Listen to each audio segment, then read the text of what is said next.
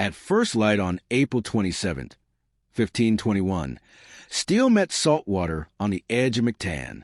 A European commander believed discipline and armor would secure obedience from a small island community. Within hours, he would be dead, his expedition shaken, and a lesson etched quietly into the history of global expansion.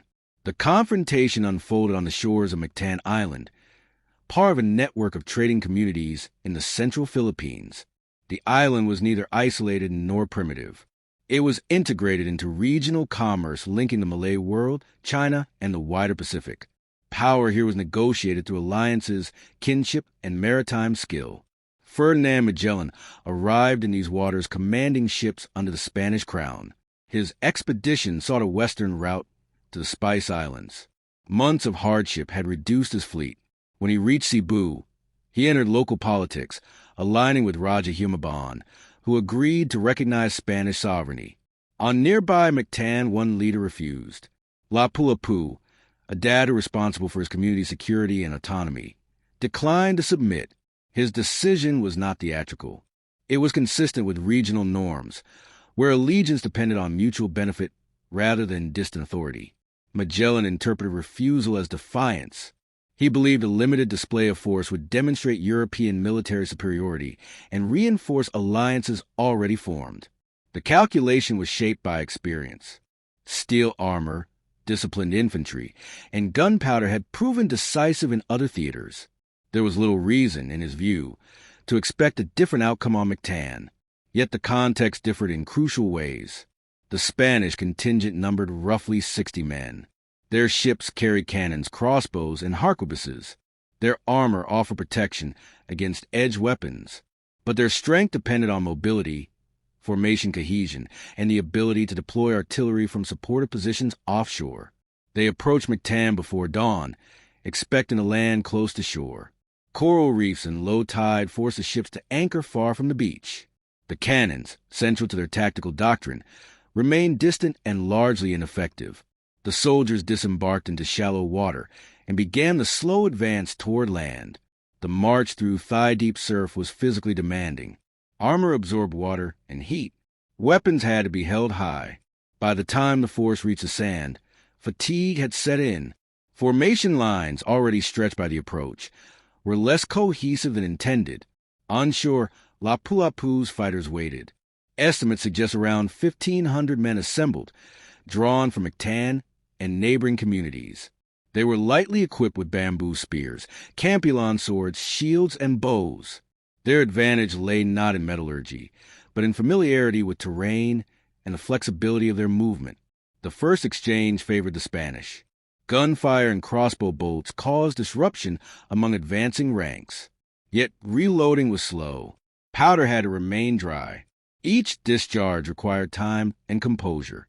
Against a larger force willing to absorb initial losses, shock value diminished quickly. Lapu-Lapu's warriors did not present a static front. They advanced and withdrew in waves, dispersing to reduce concentrated fire. Their tactics emphasized encirclement rather than direct collision. The surf, uneven sand, and heat made tight European formations difficult to maintain. Bamboo spears, hardened by fire, were directed toward unprotected areas. Joints at the knees and elbows, openings near the neck, and exposed limbs became targets. Some projectiles were reportedly treated with plant-based toxins, common in regional warfare. The aim was not dramatic spectacle, but practical neutralization. Magellan remained visible, directing his men and attempting to hold ground. Leadership in small expeditionary forces is both asset and vulnerability. His presence steadied morale, yet also provided a focal point for opponents seeking to disrupt command. As the engagement extended, the Spanish position deteriorated. Without artillery support and with limited ammunition, they were confined to close combat. Heavy swords required space and balance. In shallow water, footing was uncertain. Each step carried risk. Lapu-Lapu's fighters exploited that instability. Flanking movements developed gradually, not as sudden charges, but as incremental pressure along the edges. Spanish soldiers found themselves turning repeatedly to face threats from multiple directions. Cohesion thinned. When Magellan was struck and fell, the symbolic center of the expedition fractured.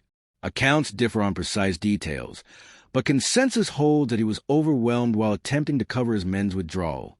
His death transformed a difficult engagement into a retreat. The surviving Spaniards struggled back toward their boats. Wounded comrades were carried, when possible, abandoned when movement failed. The retreat through water was slower than the advance.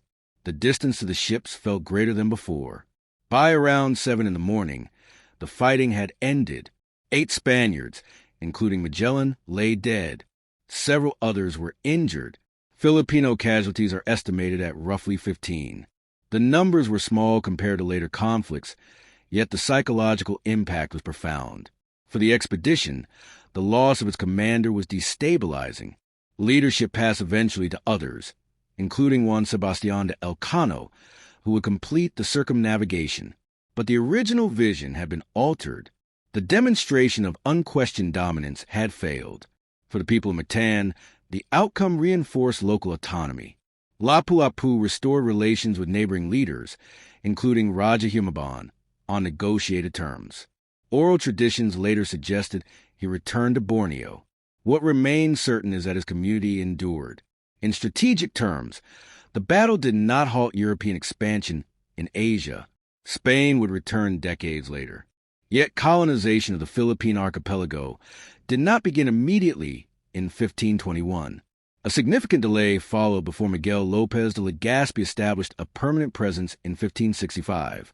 The engagement revealed structural limits of early modern expeditionary warfare. Technology offered advantages, but only when supported by logistics, terrain access, and reliable alliances. Remove those conditions, and superiority narrows rapidly. The hydrography of Mactan proved decisive. Low tide neutralized naval artillery. Coral reefs dictated approach routes. Environmental features, mundane in appearance, shaped the entire tactical sequence. Geography became an active participant in the battle. Psychology also mattered. Magellan's confidence was not irrational. It was based on patterns observed elsewhere. But applying one theater's lessons universally can obscure local realities. In Mactan, assumptions encountered limits. Lapu-Lapu's leadership was similarly grounded in calculation. He understood his numbers, his terrain, and his community's willingness to resist. His refusal to submit was measured, not reckless. He fought within a framework familiar to his people. Over time, the Battle of Mactan came to symbolize resistance. In the Philippines today, Lapu-Lapu is honored as a national figure. A statue stands on Mactan Island, and the city bearing his name reflects the endurance of memory. For historians, symbolism must be balanced with analysis. The battle was not a clash between civilizations in abstract terms. It was a localized confrontation shaped by alliance politics, environmental conditions, and human decision-making. The phrase First Asian Victory over European colonizers carries interpretive weight. More precisely, it was an early demonstration that European expansion was contingent, not inevitable. Outcomes depended on context rather than destiny. In the broader arc of the Age of Discovery, Mactan occupies a modest but instructive place. It underscores that global history is not only driven by fleets and crowns, but by coastal tides, village councils, and individual judgments made at dawn. On that April morning, steel armor entered shallow water, expecting submission. It encountered resistance shaped by local knowledge and collective resolve. The result was neither myth nor legend, but a disciplined lesson in the limits of power when terrain and doctrine define the rhythm of battle.